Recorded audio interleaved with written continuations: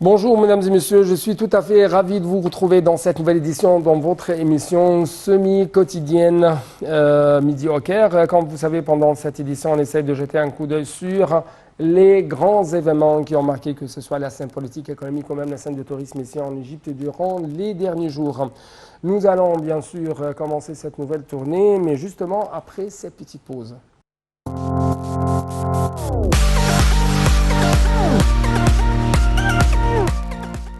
Commençons donc cette tournée dans le monde égyptien par les activités présidentielles. Avec plus de précision, on trouve que le président Abdel Fattah el-Sisi a inspecté un certain nombre de chantiers de construction dans la nouvelle capitale administrative et qui comprenaient la Cité des Arts et de la Culture, le Nouvel Opéra, qui est la plus grande cité artistique et culturelle au Moyen-Orient, saluant ainsi la qualité de construction de ce projet. Le chef de l'État a également été informé de l'état d'avancement de ces projets et a écouté une explication de l'évolution des travaux sur le terrain. Donc, notre collègue Marwa Arafa avec AHL va vous donner plus d'explications dans ce reportage. Le président Abdel Fattah el-Sisi a inspecté un certain nombre de chantiers de construction dans la nouvelle capitale administrative qui comprenait la Cité des Arts et de la Culture et le Nouvel Opéra, qui est la grande cité artistique et culturelle du Moyen-Orient, saluant la qualité de construction de ce projet. Le chef de l'État a été informé de l'état d'avancement de ces projets et a écouté une explication de l'évolution des travaux. La Cité des Arts et de la Culture sera construite sur une superficie d'environ 127 acres et comprendra une gamme complète de théâtres, de diverses salles d'exposition, de cinéma et d'orchestres musicaux, a déclaré le porte-parole de la présidence, Bassem Rodi. Le président el-Sisi a également inspecté le Nouvel Opéra, qui est une partie essentielle de la Cité des Arts et de la Culture et devrait être le plus grand opéra du Moyen-Orient. Il contient une salle principale d'une capacité d'environ 2200 personnes, ainsi que 2 théâtres, un centre de création artistique et un musée de cire.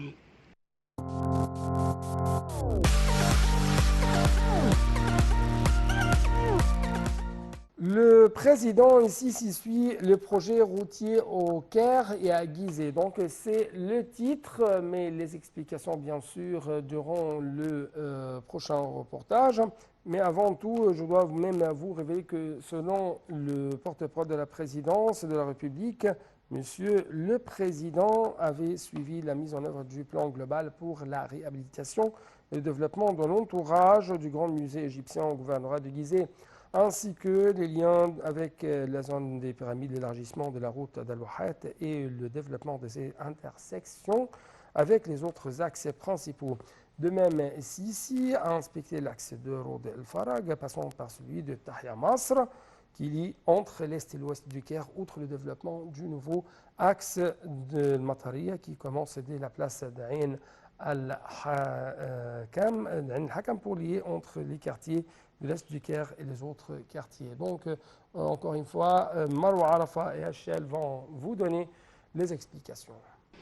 Le porte-parole de la présidence de la République a indiqué que le président Abdel Fattah el-Sisi avait suivi la mise en œuvre du plan global pour la réhabilitation et le développement de l'entourage du grand musée égyptien au gouvernorat de Giza, ainsi que les liens avec la zone des pyramides, l'élargissement de la route d'El Wahet et le développement de ses intersections avec les autres axes principaux. De même, le président el-Sisi a inspecté l'axe de Rod el-Farag, passant par celui de Tahya Masr, qui lie entre l'est et l'ouest du Caire, outre le développement du nouveau axe d'El Montareya, qui commence dès la place d'Ibn el-Hakam pour lier entre les quartiers de l'est du Caire et les autres quartiers. Le président a également inspecté l'axe d'El Shahid à l'est du Caire et la place de Mohamed Zaki, ainsi que les routes et les ponts à Madinat Nasr et à Héliopolis. Le président a parlé avec les responsables et les ouvriers dans ces sites afin de suivre la situation exécutive des travaux constructifs, en s'engageant à respecter les calendriers précis pour terminer ces projets. Il vise à développer les axes routiers afin de faciliter le mouvement et la circulation entre les quartiers Kérot,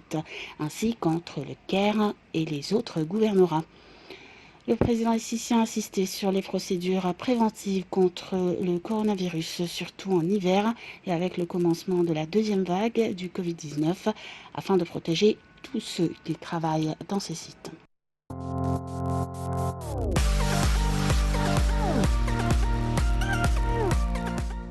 Le Premier ministre, Dr Moustapha Madbouli, a présidé une réunion du Haut Comité de l'eau du Nil à laquelle ont participé des ministres des Affaires étrangères, de l'irrigation et des représentants du ministère de la Défense et du service des renseignements généraux pour examiner les dernières évolutions du dossier du barrage de la Renaissance. Cette réunion vise à préparer la rencontre à 6 des ministres des Affaires étrangères et de l'irrigation de 3 pays, à savoir l'Égypte, l'Éthiopie et le Soudan, prévue le 19 novembre et convoquée par la ministre sud-africaine. Cette rencontre a pour finalité d'établir un mécanisme pour reprendre les négociations entre les 3 pays afin de parvenir à un accord juridique contraignant sur le remplissage et l'exploitation du barrage, conformément aux décisions du mini-sommet africain du 21 juillet dernier.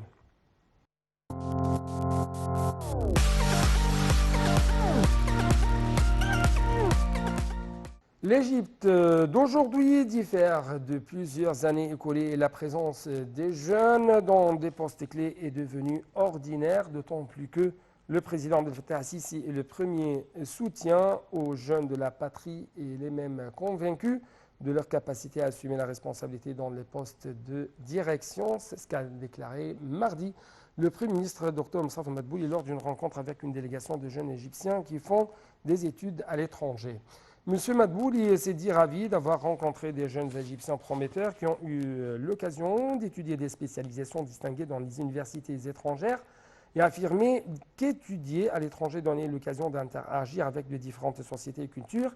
de s'informer des expériences des pays et d'en tirer profit pour développer la pensée auprès des jeunes. Pour sa part, la ministre de l'Immigration et des Affaires des Égyptiens à l'étranger, Mme Nabila Makram, qui a assisté à cette rencontre, a indiqué que son ministère avait, au cours de la période écoulée, organisé un programme complet aux jeunes Égyptiens à l'étranger qui étaient venus parmi les personnes bloquées à cause de la pandémie du coronavirus pour les informer des travaux de développement et de modernisation en Égypte.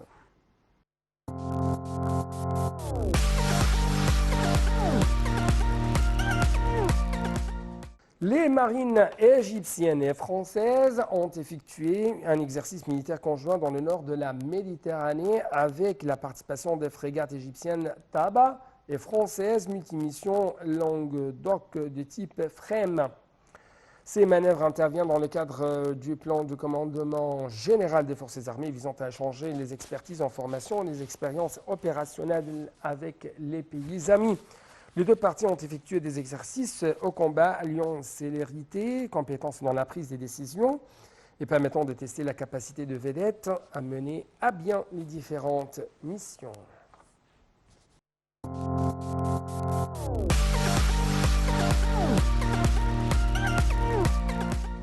Le président de la commission parlementaire des médias, Oussama Hekel, a déclaré que les députés avaient discuté des 7 articles du projet de loi concernant la réglementation de la presse et des médias. Ils ont convenu d'effectuer des visites au siège des sites électroniques afin d'identifier leurs différentes caractéristiques et les mécanismes de fondement et leur méthodologie. Dans des déclarations faites aux rédacteurs parlementaires, M. Hekel a indiqué que la Commission avait commencé à examiner les moyens d'organiser ces médias électroniques afin de réglementer la scène des médias sur le plan juridique sans pour autant porter atteinte à la liberté d'expression et d'opinion, à imposer même des sanctions privatives de la liberté de publication.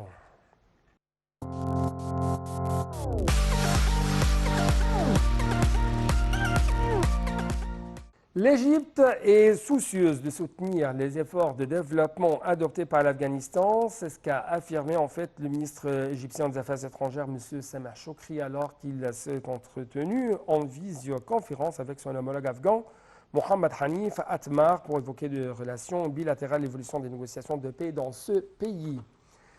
M. Choukri fait part de l'aspiration de l'Égypte visant à participer à la reconstruction de l'Afghanistan, à mettre son expertise à sa disposition, notamment pour la construction des villes nouvelles, selon le porte-parole de la diplomatie égyptienne, Ahmad Hafez. Pour sa part, le ministre afghan Mohamed Atmar a loué le soutien apporté par l'Égypte dans la formation des cadres afghans et l'octroi de bourses d'études aux jeunes afghans pour rejoindre l'université de l'Azhar ou d'autres universités égyptiennes. M. Atmar a également fait état des efforts déployés par son pays pour instaurer la paix et lutter contre l'extrémisme et le terrorisme.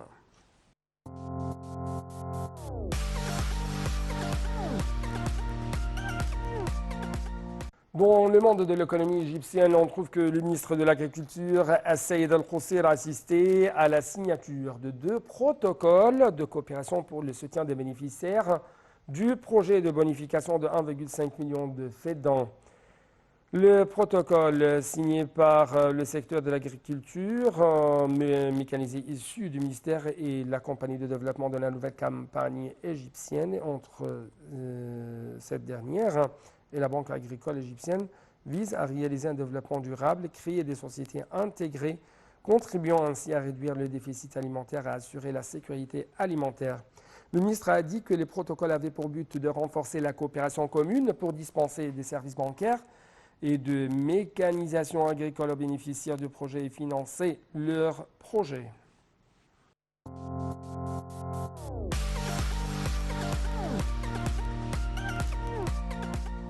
La coopération multilatérale avec les partenaires du développement soutient la stratégie de l'État de transition vers une économie verte, prévoyant l'observance des critères écologiques durables dans 30% des projets inscrits sur le plan de développement. C'est ce qu'a affirmé la ministre de la Coopération internationale, Rania Al-Mashat, lors de sa participation à l'association d'affaires égypto-britannique. La ministre a passé en revue le rôle économique de l'Égypte sur le plan régional, les opportunités d'investissement et de financement dans le pays, outre la voie vers une reprise tenant compte des critères écologiques du développement durable.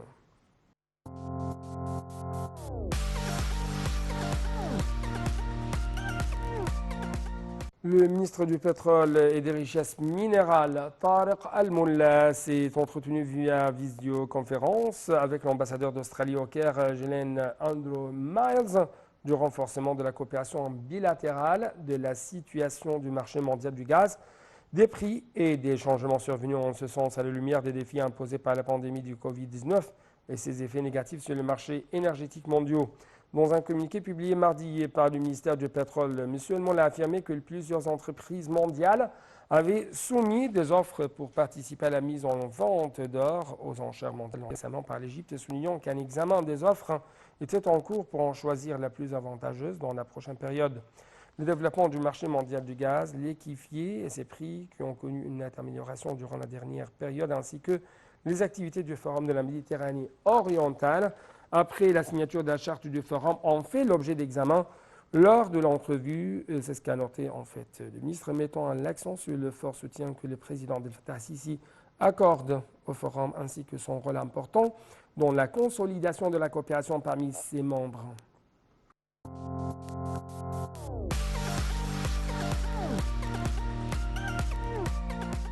Le président de l'Organisation arabe pour l'industrialisation, Abdelmonem Attarras, a affirmé l'importance de mettre en œuvre les directives du président Abdel Fattah al-Sisi visant à renforcer la coopération constructive entre les institutions de l'État et d'exploiter les capacités nationales d'industrialisation pour réaliser les projets nationaux de développement. Cette déclaration a été faite lors de la signature du protocole de coopération entre l'OAI et la compagnie internationale pour les services pétroliers et l'industrie INCOM. M. Attarras a indiqué s'être mis d'accord avec la compagnie sur la mise en œuvre de projets nationaux en tirant parti des matériaux des équipements produits par l'OAI selon les normes internationales et à des prix concurrentiels.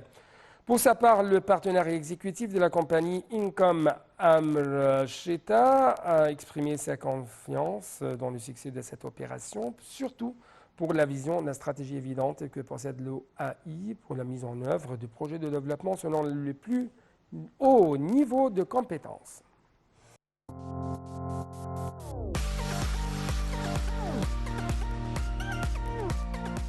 Le système douanier de l'Égypte connaît sa plus révolution de modernisation sous le président Abdel Fattah al-Sisi qui a lancé un projet national historique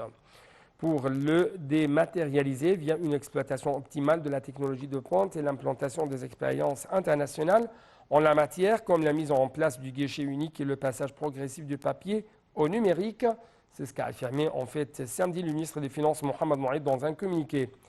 Nous avons l'intention de mettre en œuvre le guichet unique dans le plus grand port de la République avant juin prochain, et ce, afin de simplifier les mesures administratives, réduire le coût des produits et accélérer leur dédouanement de manière à améliorer le classement de l'Égypte sur 3 indices internationaux importants, selon toujours les explications du ministre Mohamed Mouait.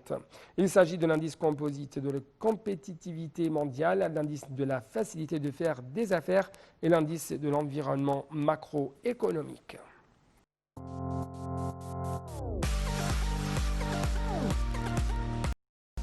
Sur le plan africain, on trouve que les ministres de l'électricité, de l'énergie renouvelable, Mohamed Chekil, et du logement et de communauté urbaine, Assem Al-Ghazar, ont assisté à la cérémonie de détournement du cours du fleuve Rufiji dans le cadre du projet de construction du barrage Julius Nyerere pour la génération de l'énergie hydroélectrique d'une capacité de 2115 MW sur le fleuve Rufiji dans la gorge de Stigler en Tanzanie, en présence du Premier ministre tanzanien Kassim Majaliwa. Le ministre du Logement a indiqué que le projet de barrage de Julius Nyerere avait été réalisé par le consortium des compagnies Al-Muqawwin Al-Arab ou Arab Contractors et Swedi Electric, ajoutant que l'accord d'une valeur de 2,9 milliards de dollars avait été signé en décembre 2018 en présence du président tanzanien, du Premier ministre égyptien Mustafa Madbouli, pour la mise en œuvre du projet de construction d'un barrage sur le fleuve Rufiji pour la génération de 6307 000 MWh par an, ce qui est suffisant pour la consommation d'environ 17 millions de foyers tanzaniens. Il a ajouté que le barrage contrôlait les inondations pour protéger l'environnement contre leurs dangers et des marécages et pour stocker environ 34 milliards de mètres cubes d'eau dans un nouveau lac de manière à garantir la disponibilité permanente de l'eau tout au long de l'année à des fins agricoles et à préserver la vie dans l'une des plus grandes forêts d'Afrique et du monde.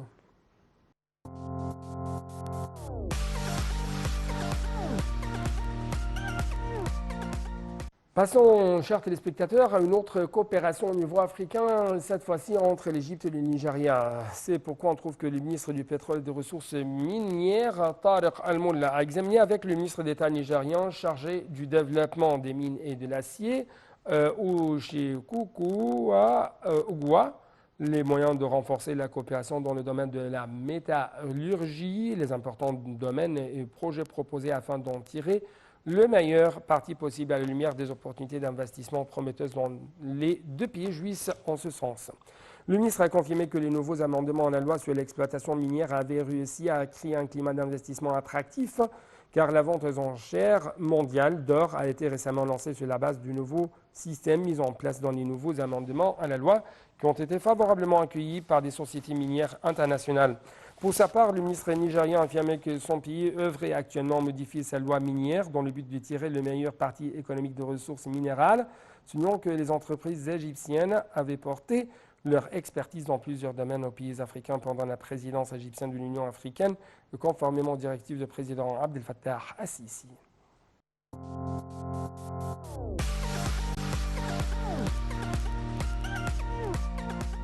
Dans le domaine des technologies et des sciences, le ministère du Plan et du Développement économique a lancé conjointement avec le ministère du Développement local et le gouvernorat l'initiative du Centre des technologies mobiles pour dispenser des services municipaux aux citoyens, et ce dans le cadre de la vision de l'État pour promouvoir le niveau de services fournis aux Égyptiens. Le ministère du Plan étalera sa vision liée au centre lors du salon Cairo ICT 22 prévu en novembre courant. Dans un communiqué publié, la ministre du Plan et du Développement local, Hala Saïd, a noté que le centre devait se rendre aux citoyens dans leur domicile pour leur achever les services municipaux en un temps record. Ceci afin de réaliser la politique de l'État qui consiste à fournir une vie décente aux citoyens et à accélérer la réalisation de leurs services de la manière la plus simple et la plus efficace possible, en plus de maximiser les ressources de l'État en les encourageant à payer sans délai les redevances de l'État. Donc, encore une fois, félicitations aux Égyptiens en général pour leur accomplissement sur le terrain, pour leur réalisation chaque minute, chaque jour. Et félicitations spécialement à nos équipes égyptiennes, que ce soit la première équipe de football et la deuxième équipe, l'équipe olympique de football, parce que les deux ont gagné vraiment sur le terrain des matchs très importants pour les Égyptiens. Donc, félicitations encore une fois et merci beaucoup, chers téléspectateurs, pour votre attention. Bon suite de nos programmes sur Naltem International.